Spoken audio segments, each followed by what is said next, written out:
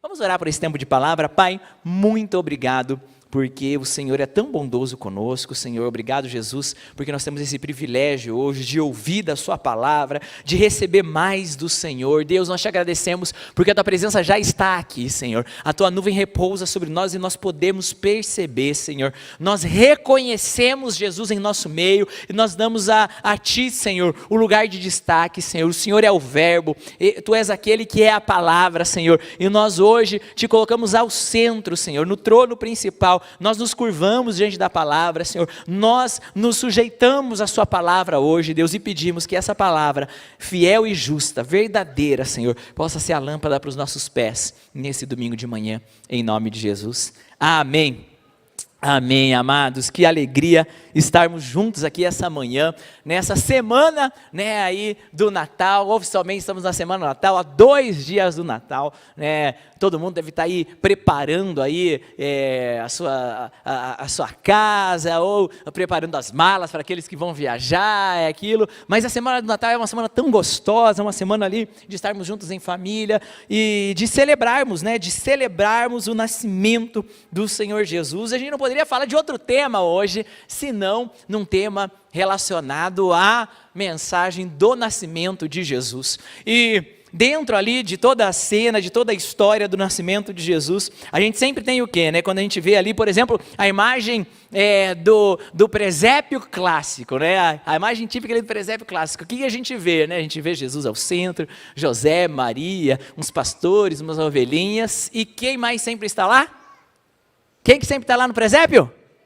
Os 3 reis magos, E é sobre eles que eu quero falar hoje, sobre esses homens que são chamados pela Bíblia de sábios, que são chamados aí de sábios que vêm do Oriente. Então abre comigo aí, por favor, a sua Bíblia, lá em Mateus capítulo 2, abre aí em Mateus capítulo 2, a gente vai ler a partir do versículo 1 até o versículo 12, que fala o seguinte: tendo Jesus nascido em Belém da Judéia, em dias do rei Herodes, eis que vieram uns magos do Oriente a Jerusalém, e perguntavam: onde está o recém-nascido, rei dos judeus?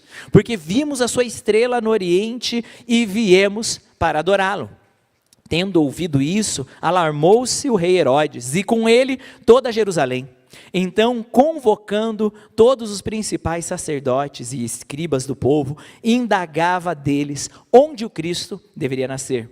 Em Belém da Judéia, responderam eles, porque assim está escrito por intermédio do profeta: e tu, Belém, terra de Judá, não és de modo algum a menor entre as principais de Judá, porque de ti sairá o guia que há de apacentar o meu povo Israel.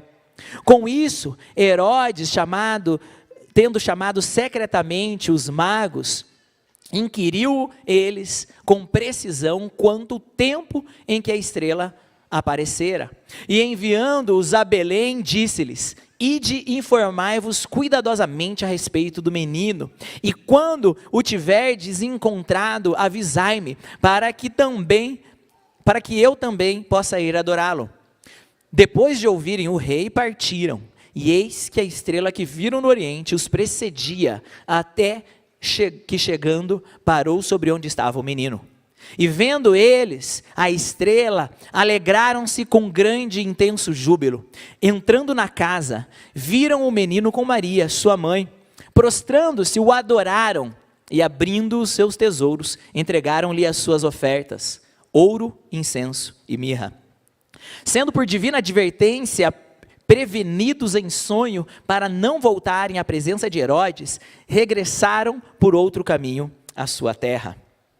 E, irmãos, então, como eu afirmei aqui, a gente vê muitas vezes ali, no presépio clássico, a gente tem ali Jesus ao centro, José e Maria, e colocamos normalmente aqui ao lado os 3 reis magos com os seus presentes. E hoje, o tema da minha mensagem nessa semana de Natal é: os sábios encontram a presença. Se ao longo desse ano, a gente começou o ano, no primeiro domingo do ano, falando sobre um tema de encontros com a presença.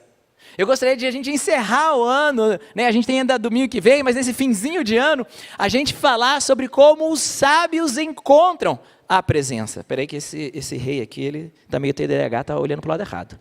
Vamos virar ele para o lado certo. Aí, agora foi. E, bom, eu quero falar primeiro aqui sobre quem eram esses homens. Quem eram esses homens? Quem eram esses sábios que vieram para adorar Jesus? Da onde eles surgiram? E, enfim, a Bíblia nos diz que os magos vieram do Oriente. E os grandes impérios ao leste eram os impérios persa e babilônicos. Então o Império Persa e o Império Babilônio eram os grandes impérios que ficavam ao leste, ao oriente. A gente vê ali no texto do livro de Daniel, que Daniel foi um judeu que estava entre o povo durante o período de cativeiro do povo judeu. Ele foi levantado como uma proeminência dentro do Império Persa e foi colocado acima dos governantes dos persas. E o texto bíblico de Daniel fala que Daniel, ele se tornou o chefe dos sátrapas, dos sábios dos persas. Quando o Império Persa vem e anexa o Império Babilônico, ele se torna o presidente dos reis dos babilônios. Portanto, os estudiosos acreditam que os sábios do Império Persa e do Império Babilônico, eles estavam familiarizados com um texto bíblico que apontava para o nascimento do Messias, como em Números 24:17, que dizia: eu o vejo, mas não agora, eu o contemplo, mas não de perto. Uma estrela precederá de Jacó, e um cetro subirá de Israel. Então, provavelmente esses sábios do Império Persa e do Império Babilônico, que influenciados pela liderança de Daniel, tiveram acesso às escrituras do Antigo Testamento, dos profetas, e se familiarizaram com esses estudos. A história nos conta que o Império Babilônico, em específico, foi um império muito reconhecido pelo estudo das estrelas. Eles esquadrinhavam os céus, eles têm os documentos antigos de como eles faziam ali o histórico das constelações e das estrelas. Então, há uma grande probabilidade que esses sábios que estão vindo do Oriente, estão vindo do Império Babilônico, influenciados pelos estudos que o profeta Daniel talvez tenha deixado ali para eles. Eles eram reis. Então, a gente sempre coloca eles aqui lá na nosso presépio e fala os 3 reis magos. Mas a Bíblia aqui, o texto bíblico não os chama de reis. Em nenhum momento a gente vê a Bíblia no texto bíblico falando que eles eram reis. Os chamam de magos, o que no texto original é uma palavra para os estudiosos das estrelas, os sábios que entendiam, era como se fossem os cientistas, os sábios da época. Então, de fato, a primeira vez que o termo reis é cunhada para falar sobre esses homens é ali por volta do século II, do século III, onde, ao entender ali, ao estudar um pouco mais sobre esses homens, se entenderam que eles eram de uma realeza. Afinal de contas, os tesouros, os presentes que eles trouxeram, a gente pode ser comparado a tesouros. Eles trouxeram ouro, incenso, mirra. Ambos os 3 presentes eram extremamente caros. Um outro indício aqui de que eles faziam parte de uma realeza está no texto bíblico, porque fala que eles vão até Herodes e eles falam para Herodes: onde está o novo rei? Como se falando, onde está o rei que vai te suceder? E amados, quando a gente vai para Herodes, a gente percebe que esse homem, ele não era muito assim um poço de amabilidade e paciência.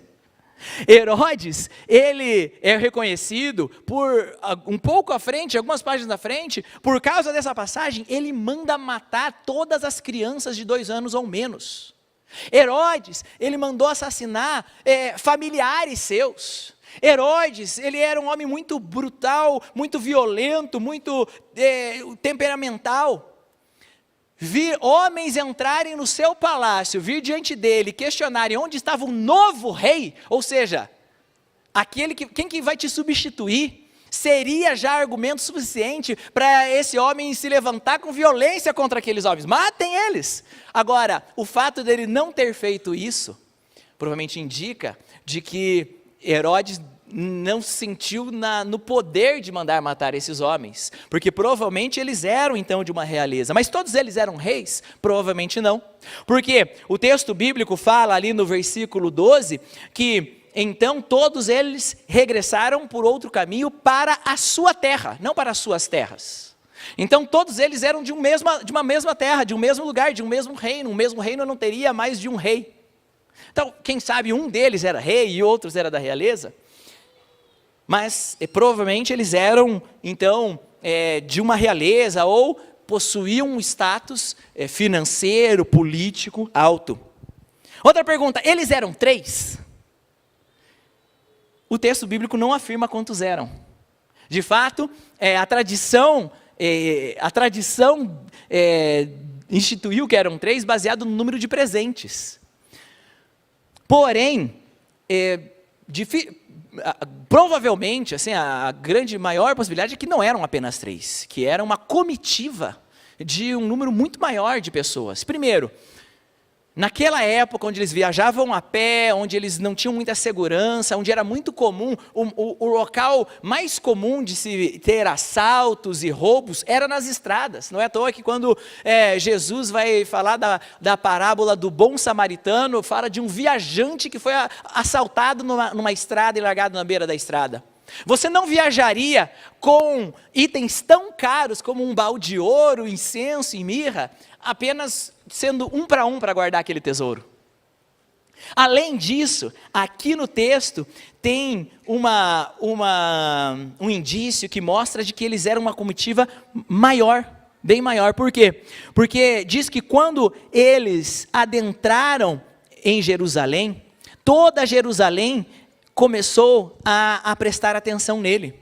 E toda Jerusalém se comove com a entrada desses homens.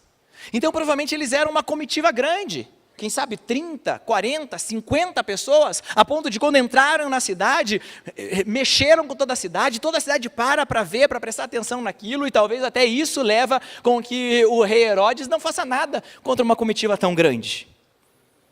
Já tem gente agora entrando no app da Amazon falando, deixa eu comprar mais bonequinhos então para melhorar aqui meu presépio. Adiciona. Vamos popular aqui o presépio com um monte de gente. Ainda dá tempo até o Natal. Mas calma, porque outra pergunta que a gente faz, eles estavam ao lado da manjedoura? Eles estavam no estábulo? Provavelmente não. Provavelmente não. Há alguns indícios no texto bíblico que falam que demonstram para a gente que eles não estavam ali ao lado na manjedoura. Primeiro, vamos lá, o texto bíblico fala o seguinte, versículo 11, entrando na casa, viram o menino com Maria. Então, eles não estão entrando no estábulo, eles não estão entrando no lugar da manjedoura, eles estão entrando na casa. Eles já estão entrando num lugar onde José e Maria já tinham se estabelecido. Lembra, José e Maria, quando chegaram em Belém, eles chegaram como viajantes, eles procuraram um hotel, uma hospedaria e não encontraram, por isso estavam lá no estábulo. Agora a cena, eles já têm uma casa. Um outro texto bíblico nos mostra, um pouco mais à frente, lá em Lucas 2, fala que quando Jesus foi para ser consagrado no templo, cerca de 40 dias depois do seu nascimento, Maria leva a oferta, que a mãe deveria levar, uma oferta, de acordo com Levítico 12, que dava a instrução da oferta da purificação da mãe e consagração do primogênito. E a oferta que Maria apresenta é uma oferta de 2 pombas. Agora, Levítico 12, ele deixa claro ali o cerimonial dessa purificação do menino no templo, e fala que a mãe deveria levar uma oferta de um cordeiro, a não ser que fosse uma família pobre. Sendo uma família pobre, poderia levar 2 rolinhas ou um par de pombas, e é o que Maria leva. Ou seja, uma família que teria recebido uma oferta de uma caixa de ouro, de incenso e de mirra, teria condições financeiras de dar uma oferta de um cordeiro. E não é o caso na hora da consagração do menino, 40 dias depois. Eles ainda eram uma família pobre que não tinha condições. Eu não acho que José e Maria iam sonegar a sua oferta, iam sonegar o seu imposto.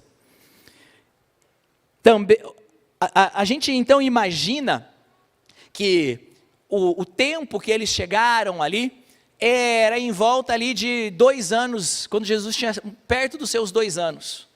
Porque logo após a sua saída, quando Herodes dá o decreto para matar as crianças, Herodes tinha perguntado, ele vai calcular e mandar matar as crianças de 2 anos ou menos, dizendo que ele está calculando a partir da hora que os sábios viram a estrela.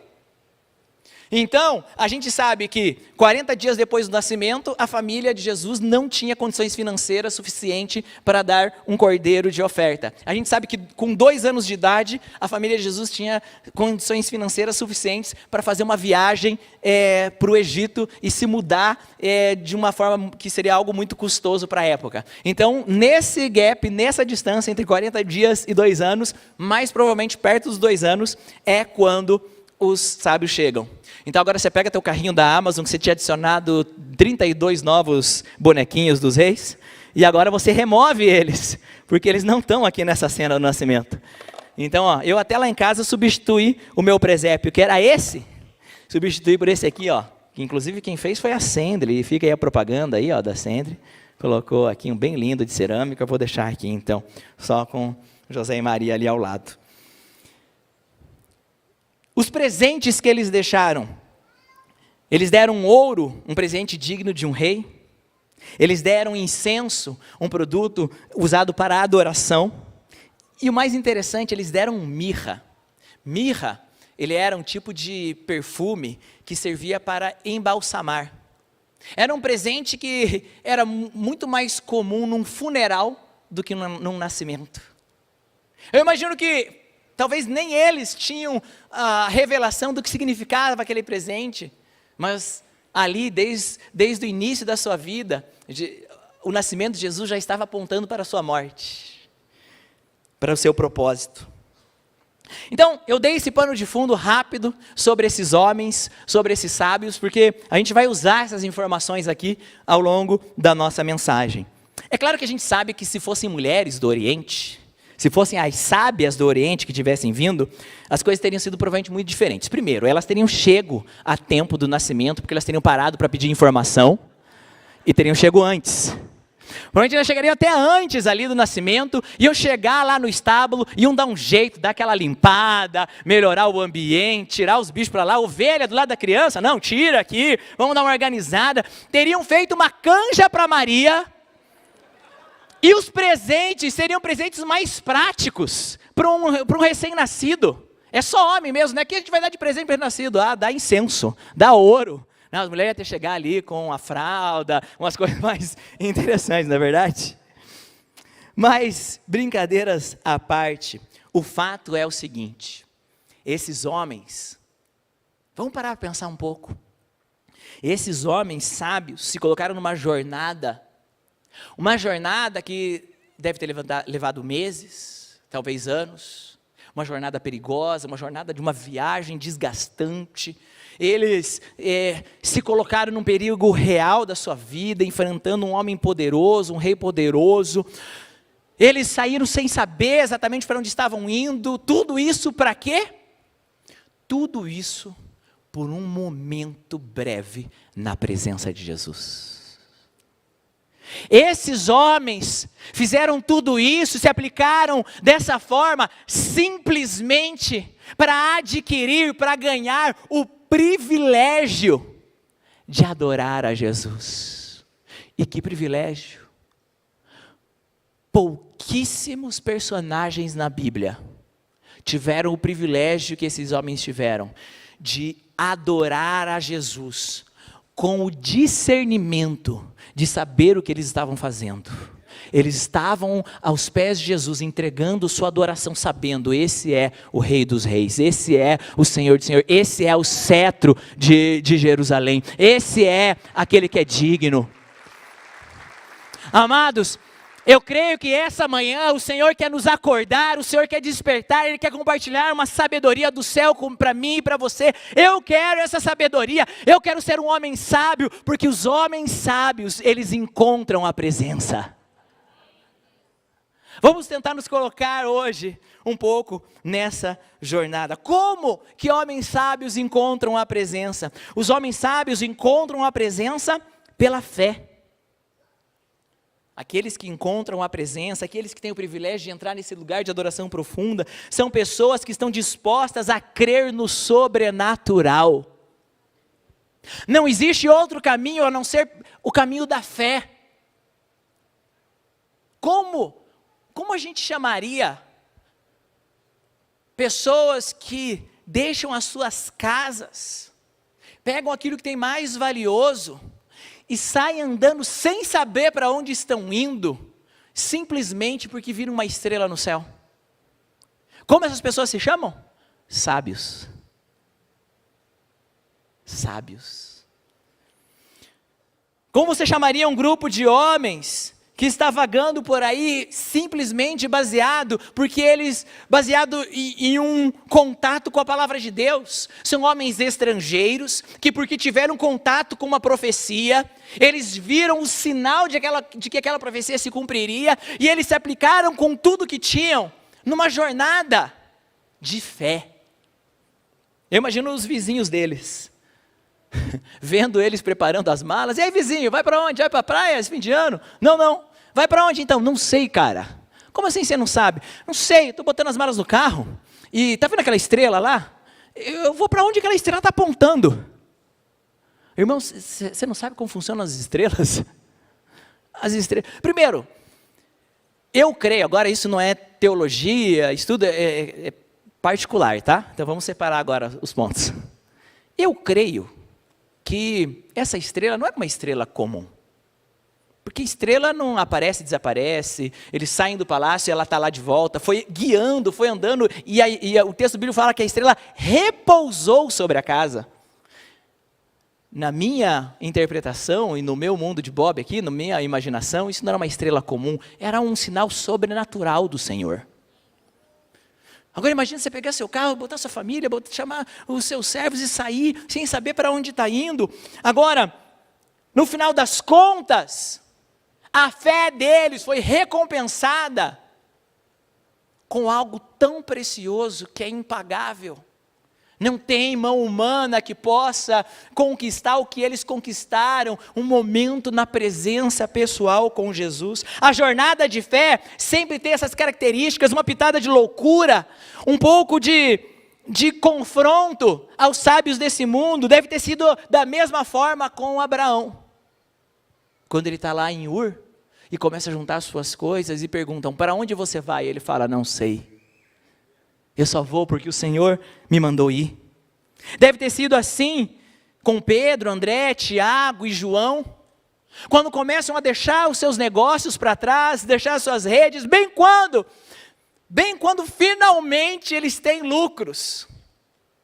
Eu fico imaginando lá na vila dos pescadores, até que enfim aqueles que ficam a noite inteira sem pegar nada, pegaram algo. Olha só, quem diria que um dia iam ter uma pesca dessa? E bem quando eles estão com as redes cheias, o que eles fazem? Eles deixam as redes para trás, deixam os peixes, deixam os barcos. E eu fico imaginando, mas para onde você está indo? O que você vai fazer da vida? Agora eu sou um pescador de homens. Não, mas isso não existe. Mas para onde você está indo? Eu não sei, para onde meu mestre estiver indo. Imagina como eles foram rotulados, imagina como ficou a reputação deles lá na vizinhança deles. Amados, homens de fé, dispostos a responder os desafios do Senhor, muitas vezes vão ouvir e ser rotulados como loucos. Mas o importante para a gente é entender que quando estamos prontos para seguir o sobrenatural, estamos no melhor lugar que podemos estar. Amados, algumas semanas atrás, no dia das ofertas de ação de graças, eu vim aqui e eu contei rapidamente, brevemente ali em 4 minutos, alguns testemunhos, algumas bênçãos que eu tenho recebido nos últimos anos. E um pouco depois do culto, uns irmãos vieram e falaram, ora por mim aí, irmão. Eu quero receber, que essa bênção aí de receber casa, de receber carro, de receber isso, de receber filho, eu quero um pouco dessa bênção. E é isso, mas brincadeiras à parte, eu reconheço que os testemunhos que eu tenho colhido da minha vida, eu só o tenho vivido, porque há 10 anos atrás, eu decidi deixar o meu trabalho. Eu me lembro até hoje, eu estar ali, na mesa do meu antigo chefe, e eu já estava num lugar muito bom profissionalmente, e ele estava ali para me promover para uma diretoria, numa multinacional, e eu estou falando para ele, eu estou aqui na verdade para pedir as contas. Sabe lá a igreja que eu sou voluntário? Então agora eu vou dar todo o meu tempo lá na igreja. E ele virando para mim, mas quanto que você vai ganhar? Aí eu falei para ele quanto eu ia ganhar, que era menos do que 1/3 do que eu ganhava lá. E ele olhando para mim e falando, mas como que você vai viver? Eu falando, por fé. E ele não conseguia entender isso. O que é fé? Como assim? Como por fé? Mas como você... Vou ver por fé. Por fé. E muitas vezes, eu quando voltava lá para uma confraternização, para algo assim, eu conseguia ver as pessoas olhando para mim, e me olhando, e me encarando, e me rotulando como maluco. Ah, esse aí que é o maluco que foi viver de fé? Mas amados, talvez se eu tivesse continuado na minha outra caminhada corporativa, eu teria talvez o mesmo carro que eu tenho hoje, a mesma casa que eu tenho hoje, os mesmos filhos que eu tenho hoje, mas uma coisa eu não teria vivido as experiências sobrenaturais que eu vivi. Eu não teria experimentado da jornada que eu experimentei. Apenas aqueles que se colocam em jornadas sobrenaturais experimentarão de provisões sobrenaturais. Irmãos, como vale a pena andarmos por fé. Os maiores testemunhos que viveremos só serão permitidos quando nós nos deixarmos sermos guiados por uma jornada sobrenatural. Os sábios, eles encontraram a presença porque eles aprenderam a encontrar na dificuldade. E homens sábios encontram a presença de Deus mesmo na dificuldade. Como a gente acabou de falar, os magos, eles não tinham todas as respostas quando iniciaram a sua jornada. Eles não sabiam o caminho. Provavelmente foi uma viagem muito longa. Imagina, alguns anos atrás, em 2021, eu e a minha esposa, dezembro de 2021 ali, a gente decidiu, estava vindo da pandemia ali, né, 2 anos de pandemia, e aí em dezembro decidiu, a gente ia ir para Gramado. Minha esposa falava já há muito tempo que queria ir para Gramado, e a gente, então, vamos para Gramado. A gente decidiu ir para Gramado. O meu filho Nicolas tinha ali 3 meses, aí eu olhei e falei, puxa, uma viagem de carro de Curitiba até Gramado é muito longa para ir para uma criança de 3 meses, deve ser o quê, umas 8, 9 horas. Então, vamos fazer o seguinte, a gente vai até metade do caminho mais ou menos, para em alguma cidade ali em Santa Catarina, pousa lá uns 2 dias, tranquilo, e depois viaja, né, só metade do caminho até Gramado. A gente fez isso, paramos lá, foi muito gostoso o tempo em Santa Catarina, acordei de manhã no dia que a gente ia para Gramado, e entrei no carro e fui. Amados, sabe aquele negócio que vai dando tudo errado? Eu fui para uma estrada, e que de repente não tinha mais como ir, depois de umas 3 horas, aí eu voltei, aí fui para uma outra estrada, que eu cheguei, e a serra estava fechada, aí tive que voltar e recomeçar tudo zero, depois de, 6 horas eu estava no meu ponto de partida, e refiz todo o caminho, cerca de 11 horas depois, eu cheguei em Gramado, com uma criança de 3 meses, outra de 4 anos, eu me lembro de chegar, encostar assim no hotel, era, 1 da manhã, eu encostei bem na frente da recepção, abri a porta do carro, saí, deixei a porta aberta, as crianças chorando, eu cheguei assim na recepção, o rapaz da recepção olhou para mim, eu virei para ele e falei, 11 horas no carro, 2 crianças, me ajuda, irmão. Ele falou, qual o seu nome? Eu, Thiago Borges. Ele pegou uma chave e falou, vamos lá, já abro o quarto, amanhã você preenche tudo. Me botou dentro do quarto.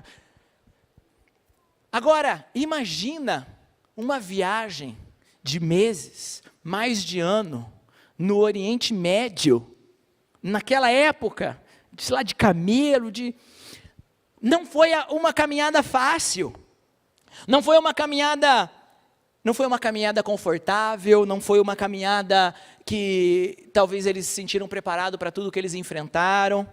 Porém, ainda assim, ao longo dessa jornada, levou eles para um resultado sobrenatural. E, irmãos, pessoas sábias conseguem reconhecer a presença mesmo nos seus piores dias. Talvez tenha irmãos aqui que você está hoje se sentindo como quem atravessa um deserto. Talvez há irmãos aqui que têm passado dificuldades. Que lindo o testemunho do Wagner e da Renata aqui hoje. Cadê eles? Onde que eles estão sentados por aqui? Estão aqui ao meio. Que lindo o testemunho deles. Sabe, gente, é muito lindo ver o fruto final, né? Ouvir o final do testemunho com eles agora, com a loja, com o diagnóstico, com a provisão. Mas eu me sinto muito mais ministrado quando eles falam: olha, a gente passou por vários anos no meio do deserto, passando dificuldades, mas o Senhor proveu, o Senhor cuidou. E eu tenho certeza que aquilo que eles viveram no meio do deserto tem formado o homem e a mulher de Deus que eles são. E amados, é no meio dos nossos piores dias, muitas vezes, que nós teremos as melhores experiências com Jesus. Será que não chegou dias de eu mudar a minha oração, e ao invés de falar: Senhor, me tira dessas dores, eu deveria falar: Senhor, me encontra no meio das minhas dores. Senhor, ao invés de me livrar das minhas angústias, se apresenta no dia da minha angústia. Neste mundo tereis aflições, mas tem de bom ânimo, porque eu venci o mundo. É só no dia das aflições que eu vejo Cristo ao meu lado, vencedor, vencendo as batalhas. O meu general é Cristo, é Ele quem vence as minhas batalhas. E são nas minhas fraquezas que eu sou forte. São nos meus piores dias que Ele se revela a mim. Irmãos, essa foi uma jornada não apenas para dar o privilégio deles adorarem ao Senhor. Essa foi uma jornada que transformou homens de uma nação pagã em homens proféticos. Porque eles saem sem saber para onde eles estão indo, mas eles voltam, no versículo 12, recebendo revelação celestial, sendo por divina advertência, prevenidos em sonho, para não voltarem à presença. Eles saíram lá como babilônicos, como homens pagãos, mas agora, ao longo dessa jornada, desse deserto, dessa viagem, eles são profetas com quem Deus fala diretamente a eles, guia o caminho. E agora, eles saíram sem saber para onde eles iam e por que eles estavam indo, mas eles voltaram com direção clara, com visão clara, porque quando eu e você permitimos o Senhor falar e encontramos o Senhor nas nossas dificuldades, muitas vezes, amados, muitas vezes o ambiente, a luta, o deserto continua sendo deserto, o deserto não é transformado, mas eu sou transformado. E muito mais do que fazer orações pedindo: Senhor, transforma esse deserto em um oásis, eu quero fazer orações: Senhor, transforma o homem que está no deserto em um homem de Deus. No final das contas, o Senhor está menos preocupado com o ambiente do deserto e mais preocupado com o meu coração enquanto eu passo no deserto. Eu quero encontrar o Senhor nas dificuldades. Irmãos, eu gostaria de concluir essa manhã que os sábios, eles encontram a presença ao seu redor. Eles conseguem encontrar a presença que está próxima. É muito, para mim, me confronta muito o contraste entre os sábios do Oriente e os religiosos judeus em Jerusalém. Enquanto aqueles que teoricamente eram externos às Escrituras, estão dedicando a sua vida numa jornada para ter o privilégio de adorar o Messias, os religiosos são convocados por Herodes. Então, convocando todos os principais sacerdotes e escribas do povo, indagava deles onde o Cristo deveria nascer. Em Belém da Judéia, responderam eles, porque assim está escrito por intermédio do profeta. Aqueles homens sabiam onde o Messias estaria, mas não foram capazes de ir até a presença do seu Salvador. Para os sábios, foi uma jornada de centenas, milhares de quilômetros, de meses e meses. Sabe qual é a distância entre Jerusalém e Belém? 10 quilômetros. É daqui no Parque Barigui. É o quê? 2 horas andando? É uma corridinha leve que eu dou antes de vir para a igreja trabalhar.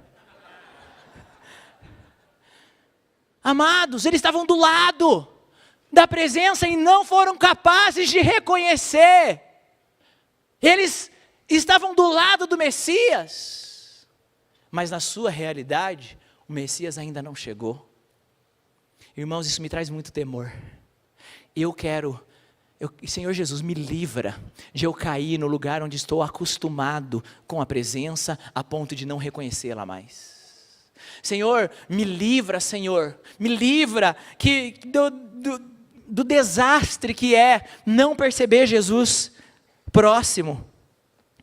Senhor, que eu não seja como esses homens que foram incapazes de reconhecer Jesus, que eu e você possamos ter sempre o nosso coração quebrantado, a ponto de que se há apenas um vislumbre da presença de Jesus, que a gente seja capaz de perceber. Quantas e quantas vezes o Senhor me confrontou muito preparando essa mensagem, quantas e quantas vezes será eu estive num ambiente falando, esse lugar está vazio, não tem presença de Deus nesse tempo de louvor, essa palavra está rasa. E no final das contas, eu estou sendo como aqueles religiosos, onde Jesus está ali na frente. O problema não está no louvor, não está na liturgia, não está no pregador. O problema está no meu coração, que não é capaz de conhecer Jesus na minha frente. Senhor, quebranta o meu coração, eu não quero me tornar duro ou orgulhoso a ponto de não reconhecer Jesus ao meu redor. Por quê? Porque para o orgulhoso, ele é incapaz de reconhecer Deus em seu caminho, mesmo que trombe com ele. Os religiosos, eles passaram os próximos anos, esses mesmos religiosos que foram advertidos de que o Messias teria nascido, eles passaram os próximos anos trombando com Jesus, se enroscando com Jesus. Eles iam para a pregação do Messias. Enquanto Jesus pregava, eles estavam no seu coração falando: como vamos fazer esse homem errar? Como vamos confrontá-lo e fazer com que ele erre? E Jesus sabia o que eles estavam pensando e respondiam às suas indagações antes que eles fizessem. E mesmo assim, eles não eram capazes de se quebrantar. Quantas vezes eu entrei na presença de Deus com ansiedades no meu coração e sem eu falar para ninguém, o Senhor respondeu às minhas indagações. Quantas vezes eu entrei com necessidades espirituais e antes mesmo de eu pedir, o Senhor respondeu e veio ao meu encontro. Amados, Jesus pregava a mesma mensagem para todos. A diferença é que alguns foram sábios o suficiente para reconhecer: Tu és o Cristo, o Filho de Deus, o Filho do Deus vivo.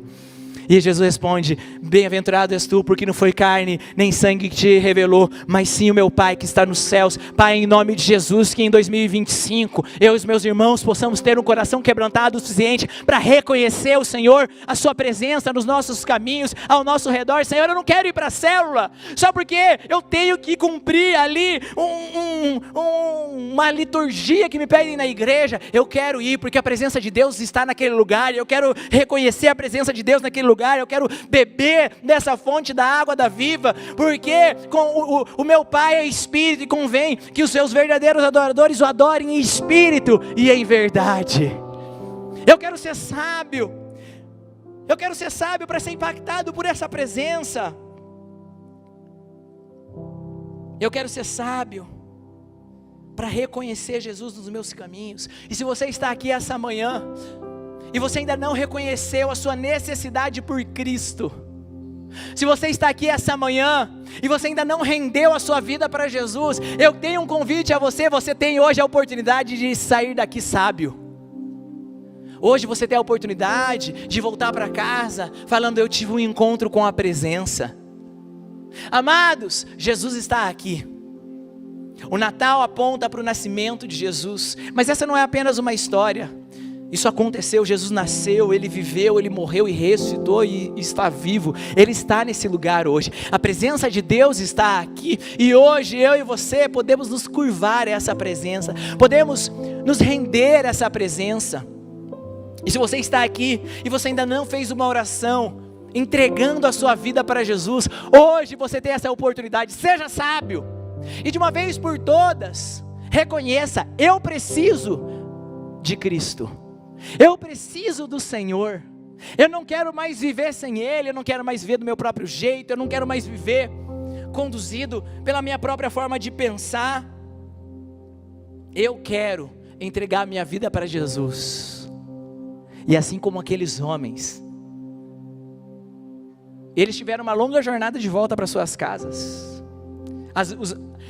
As mesmas dificuldades que eles encontraram na ida, estavam esperando eles na volta. Mas sabe o que era diferente?